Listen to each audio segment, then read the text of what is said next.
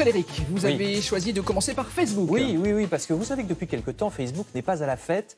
Les journaux parlent de plus en plus de la stagnation, voire de la perte de vitesse du réseau social. Et voilà qui ne va sans doute pas redorer le blason de l'entreprise de M. Zuckerberg, parce que figurez-vous que, comme le révèlent les Échos ou le journal La Croix, Facebook s'intéresse désormais à nos données bancaires. Le réseau social négocie avec des banques, pour l'instant américaines, l'obtention des données bancaires des clients. Nos historiques de paiement, le solde de notre compte, etc. Facebook assure qu'il ne s'agit pas d'utiliser toutes ces données à mauvais escient, sauf qu'ils n'ont pas voulu dire non plus ce qu'ils allaient en faire.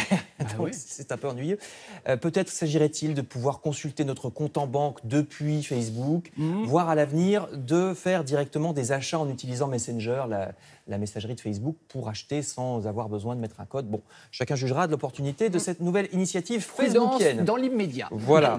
Il y a des banques qui refusent, déjà, même aux États-Unis, alors qu'ils sont plutôt pour ce genre de trucs en général. Ouais. Sinon, vous pouvez au contraire éteindre Facebook et reprendre contact avec la vie réelle, le jardinage comme moyen de se déconnecter. Titre Les Échos, face à nos envies de nature, les espaces verts n'en finissent plus de pousser sur les toits des grandes villes, écrit le journal, qui donc s'intéresse aux entreprises qui s'occupent d'installer ces potagers sur les toits des immeubles des grandes villes. Il y a des sociétés spécialisées.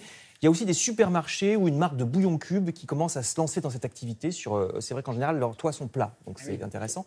C'est à lire dans les Échos, ça c'est pour les urbains. Et si à l'inverse, vous habitez la campagne, alors c'est Libération qui vous expliquera comment vous lancer dans l'élevage de poules. Article hilarant de la journaliste Emmanuelle Perret qui raconte qu'elle s'est installée à la campagne il y a quelques années, qu'elle a donc pris des poules, que comme jusque-là elle était parisienne, elle s'est rendue compte qu'il y avait plein de questions qu'elle ne s'était jamais posées. Comment construire un poulailler? Est-ce que ces 4 chats vont pas aller bouffer les poules? Est-ce que ça pond tous les jours?